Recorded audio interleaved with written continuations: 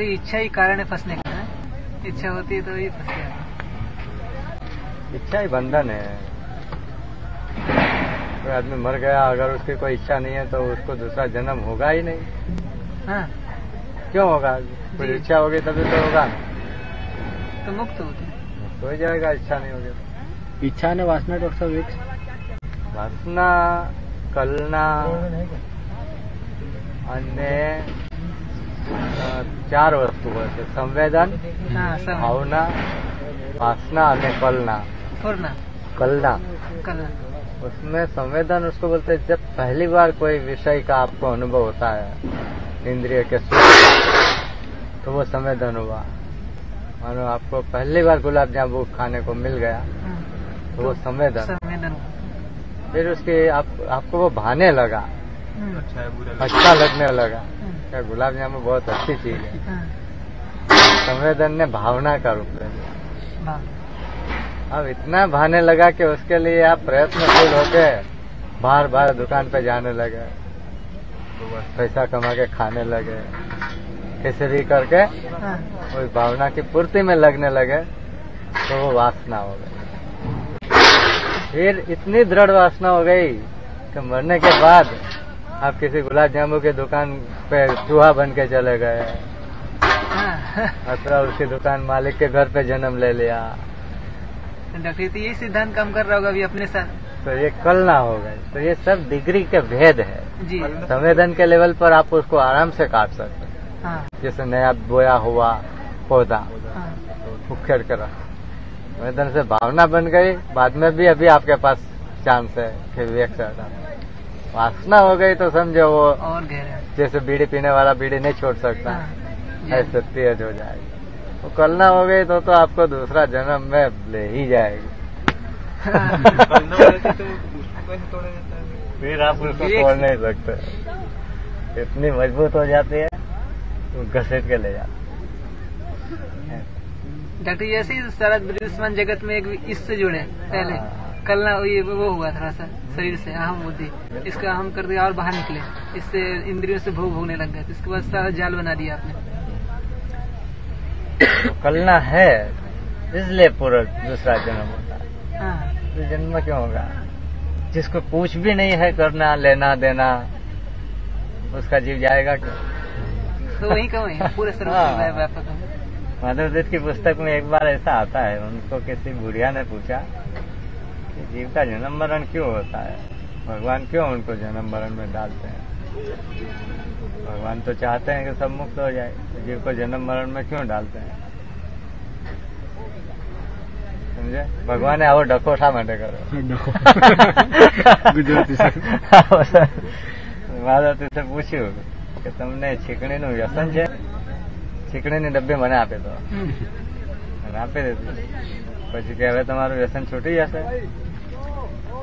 ના, હું બીજો ડબ્બો લઈ લઈશ. અચ્છા, તો કેવી જ રીતે જીવ એનું એક શરીર લઈ લેવામાં આવે અથવા એક શરીરના જન્મની એની વાસનાઓની વસ્તુઓ લઈ લેવામાં આવે તો એ બીજો જન્મ બનાવી દે. પછી માધવદેવ કે આ છીકણીનો ડખો તમે કર્યો છે કે ભગવાન કર્યો? તમે કહો છો કે છીકણી ના હોય તો મારો જીવ છીકણીની ડબ્બીમાં જાય છે, જયારે છીકણી ના હોય ત્યારે મારો જીવ છીકણીની ડબ્બીમાં જાય છે, बराबर ना? ऐसे ही जिसकी वासना है उसका जीव दूसरे शरीर में जाएगा. હવે છીકણીનો ડખો તમે કર્યો છે કે ભગવાને કર્યો? वो तो मैंने ही किया है. तो बोले ऐसा ही जीव नहीं डका गया. तो मस्त है ये दृष्टांत. भगवान पर थोपे છે પણ જીવનો જ ડખો છે. नरक स्वर्ग कुछ नहीं है. जो प्रतिकूल है वो आपके लिए नरक है, जो अनुकूल है वो आपके लिए स्वर्ग. राइट? अब किसी भी समय पर आप एक संकल्प आपका उठता है, कुछ समय में उसका विरोधी संकल्प भी उठता है. और दूसरा कि आपने जब बाजरा डाला है, अभी बाजरा डाला है उसका आटा निकलेगा, और बाद में आपने गेहूं डाल दिया तो ऐसा थोड़ा है कि बाजरा है हट के गेहूं का आटा आने लगेगा. ठीक है ना। जी। तो जब तक बाजरा का आटा आएगा तब आपकी गेहूं खाने की इच्छा है। हाँ। तो वो पहले का आपका बाजरा खाने का संकल्प था, वो आपके लिए अब प्रतिकूल हो गया।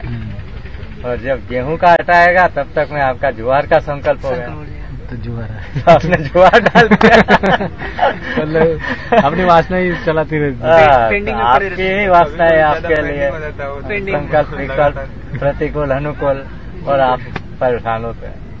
अपने संकल्प फंसते जाते हैं। हाँ, जैसे मेरे को अभी मैं गरीबी अवस्था में मेरे को संकल्प होगा कि मैं मालदार बन जाऊँ।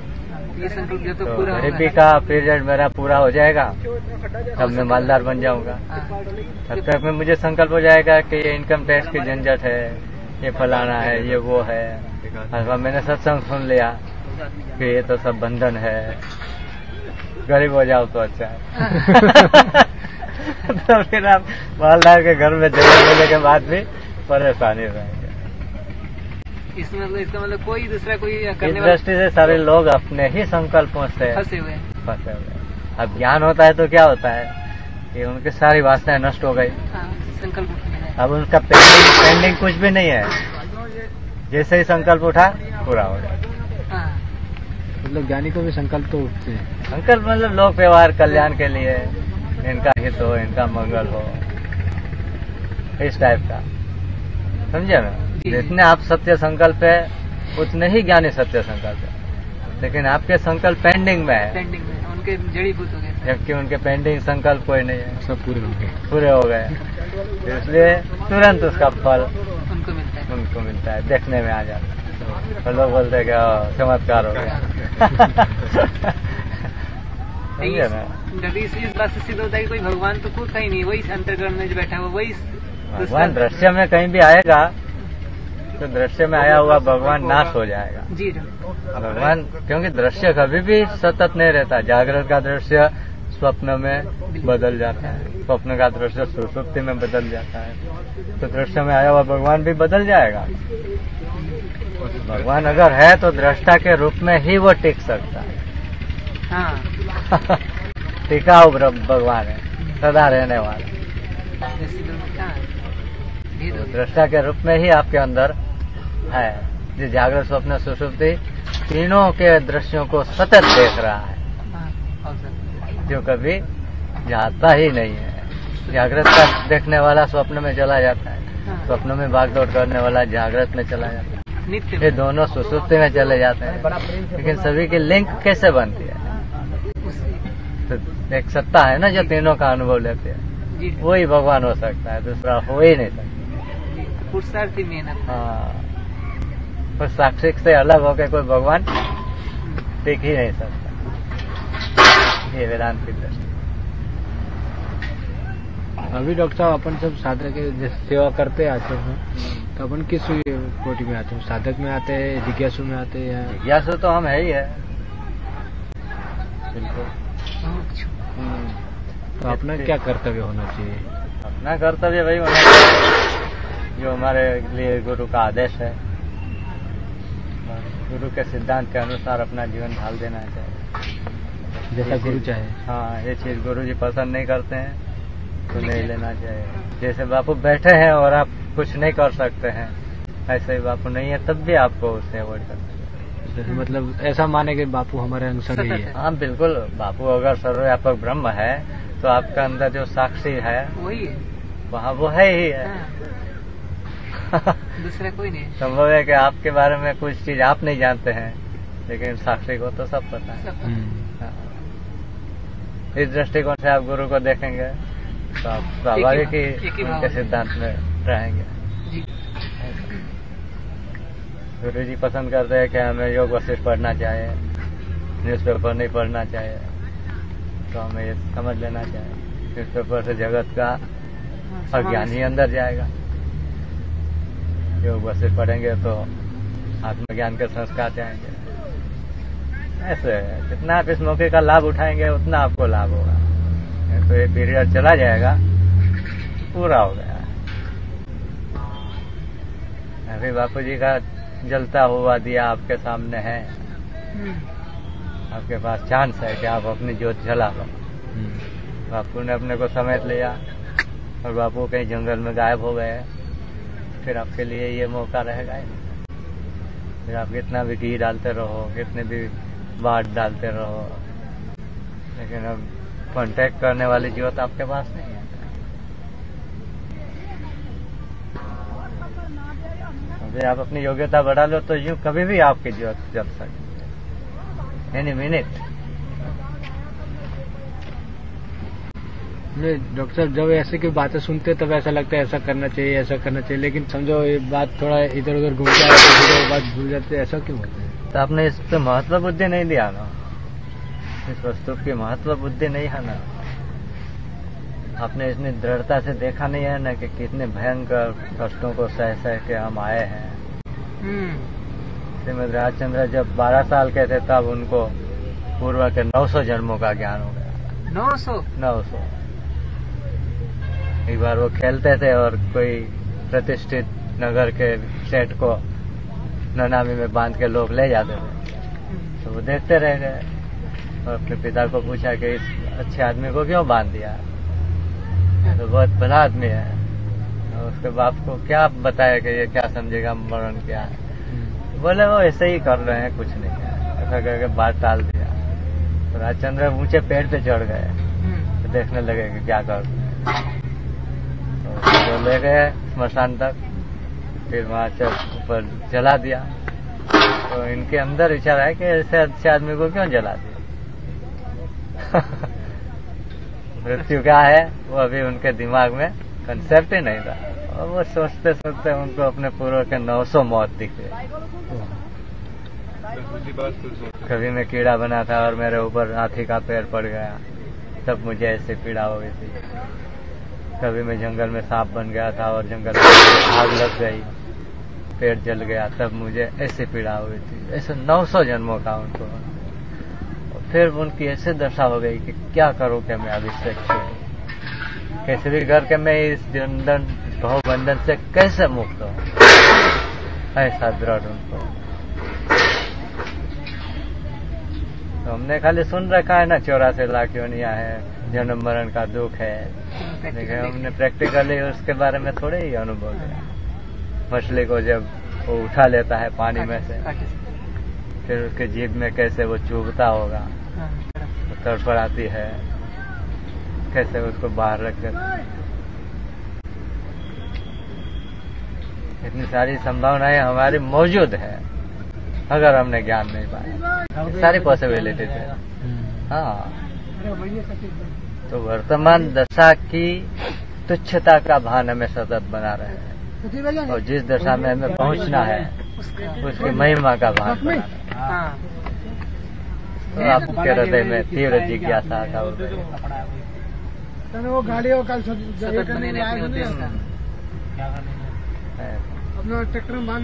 जन्म का दुख, वृद्धावस्था का दुख, रोगी का दुख, मृत्यु का दुख, ये तो सबको कॉमन है। राजा का बेटा हो तो भी उसे जन्म का दुख भोगना ही पड़ता है, और जो डब्ल्यू बुश को भी मृत्यु का दुख भोगना ही पड़ेगा, कॉमन चीज है। बीच में रोग के दुख, ये वो, मान अपमान हो, तो उसका तो कोई अंत नहीं। राम जी की कैसी दशा थी, उन्होंने कोई शास्त्र में नहीं पढ़ा था, अनायास ही उनके हृदय में 12 साल की उम्र में तीर्थ यात्रा से लौटने के बाद वैराग्य का उदय हो गया। योग वशिष्ठ में उन्होंने ऐसे पीले पड़ गए, खाना पीना छोड़ दिया, इतना उनको दृढ़ वैराग्य हो।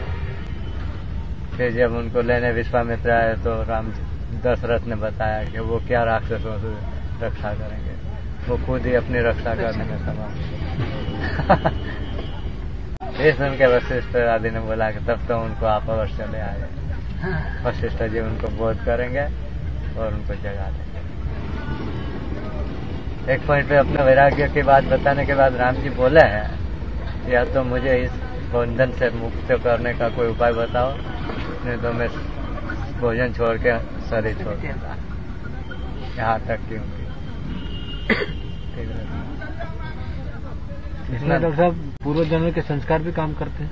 पूर्व जन्म के संस्कार हो न हो, लेकिन अभी की समझ तो होनी ही चाहिए।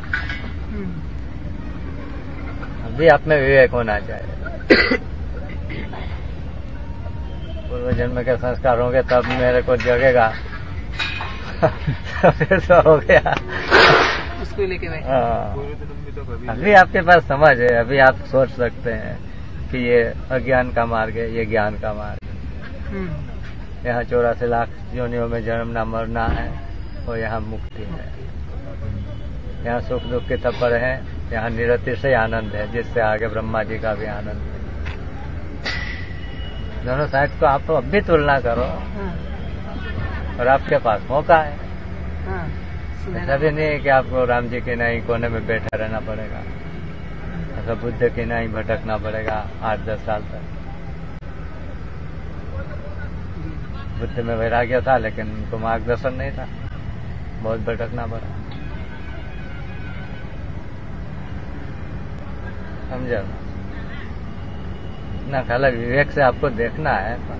जैसे इन्वेस्टमेंट करता है आदमी तो नहीं सोचता है 25 लाख रुपया लगाऊं तो मुझे 50 लाख मिलता है, वहाँ 5 लाख लगाऊं तो मुझे 75 लाख मिलता है, ये इन्वेस्टमेंट ज्यादा अच्छा है। ऐसे आपको दोनों पार्ट को तटस्थता से देखना है और क्या। हाँ, एक ऐसा विद्याधर था जो वशिष्ठ जी को मिला था, ऐसा काकभूषण जी से मिला था। ऐसा कोई भोग नहीं है जो मैंने भोगा नहीं हो, ऐसा कोई पुष्प नहीं है जो मैंने सूंघा नहीं हो। और लंबी आयु वाला, आखिर में वो उब गया। काकभूषण जी के पास आया, उसका चिंतन देखो। हमसे तो कहीं ज्यादा महाभोगी है लोग थे। 200 रानियां होती थी, ऐसे लोग थे, लेकिन उन्होंने कैसे अपने चित्त को समझा बुझा के चलाया, तो निकल गया आपके आप में।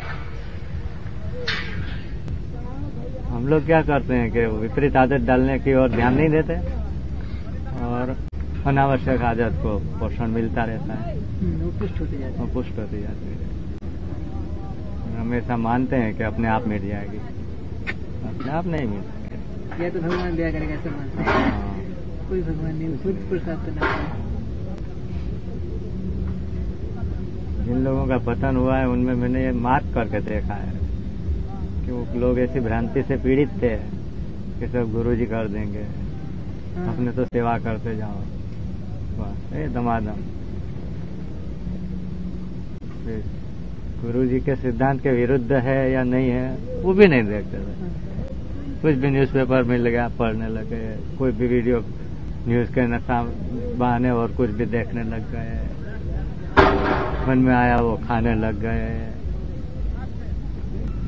गुरु आपकी रक्षा तभी कर सकते हैं कि आप उनके सिद्धांत के अनुकूल हो, तो आगे ऐसा संभव ही नहीं है कि आप अपने ढंग से चलो और गुरु आपको पकड़ के निकालेंगे।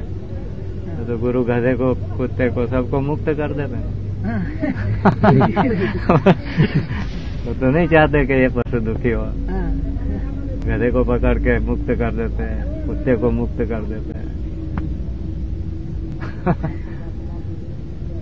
उनके सिद्धांत के अनुसार आप अपने दृष्टि को मिलाओ और उसके आधार पे आप चलना शुरू करो तो वो आपको बात है। ईश्वर इन लोगों ने बिल्कुल जान नहीं। सेवा से, आपकी सेवा से गुरु खुश भी हो जाए, लेकिन उनके सिद्धांत के विपरीत आप चले हैं तो आपको ज्ञान हो ही नहीं सकता। आप चाहते हैं कपड़ा सुखाना और जंप मारते हैं नदी में।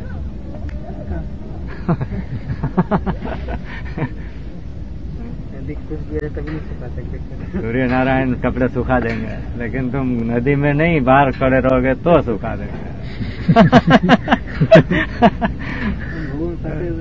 खड़ा है गला डूब पानी में और बोलते हैं भगवान सूर्य नारायण समर्थ है, वो तो बड़े बड़े समुद्र को सुखा देते हैं, तो मेरे कपड़े भी सुखा देते नहीं सुखाते। ऐसा है, बहुत बैलेंस होना चाहिए, विवेक, वैराग्य, सेवा, भक्ति, ज्ञान सबका। अकेले भावुकता से भी काम नहीं चलता, अकेले ज्ञान से भी नहीं चलता। महाराज बराबर जमाना आगे आगे, जब विवेक तो जागृत तो विचारशील होगा। विचार जब नहीं किया होगा तो बिल्कुल जागृत नहीं होगा। नहीं, पहले विवेक होना चाहिए, बाद में विचार होना चाहिए। विवेक के कौन सा विचार करना और कौन सा विचार नहीं करना, उसका भी आपके पास विवेक है। बाकी तो सब विचार करते ही है। कोई मकान खरीदने का विचार कर रहा है, कोई दुकान बेचने का कर रहा है। समझे? ऐसे पहले विवेक होना चाहिए, बाद में वैराग्य होना चाहिए। विवेक के बिना वैराग्य आ गया टिकेगा ही नहीं। स्मशान में कईयों को वैराग आ जाता है, 8, 10, 15 दिन, महीना, 2 महीना, फिर दूसरी शादी कर लेते हैं। संसार में कुछ दुख पड़ता है तो वैराग्य आ जाता है, संसार से दुख पड़ता है तो वैराग्य आ जाता है। पहले विवेक होना चाहिए, ये करने योग्य है, ये छोड़ने योग्य है, ये पाने योग्य है, ये न पाने योग्य है। फिर उस विवेक के आधार पर आपका जो वैराग्य होगा उसे कोई नहीं मिटा। गुरु जी के सिद्धांत तो सारे उनके पंचामृत की पुस्तकों में हैं, वो सब पाठ करते थे। लेकिन अमल नहीं करते। केवल पाठ इसलिए है कि पाठ करके खाने की छूट है। खाने के लिए पाठ करते। रामकृष्ण बोलते थे, या तो अपने आप को इतना बड़ा मछली बना दो कि उस सारा समुद्र जितनी वो हो जाए, फिर उसे किसी का डर नहीं। या तो इतनी छोटी मछली बन जाओ किसी को दिखे नहीं, कोई आपको पकड़ लेता है।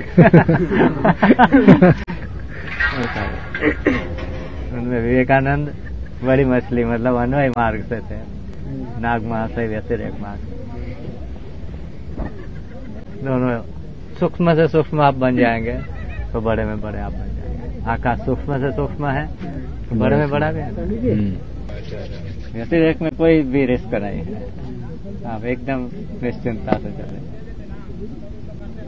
तो डॉक्टर जी, मानव के संस्कार लेकर के अन्वय का सिद्धांत पर प्रतिपादन शुद्ध हृदय है, रामतीर्थ जैसा बात अलग है, वो सीधा ही अन्वय में जंप मार सकते।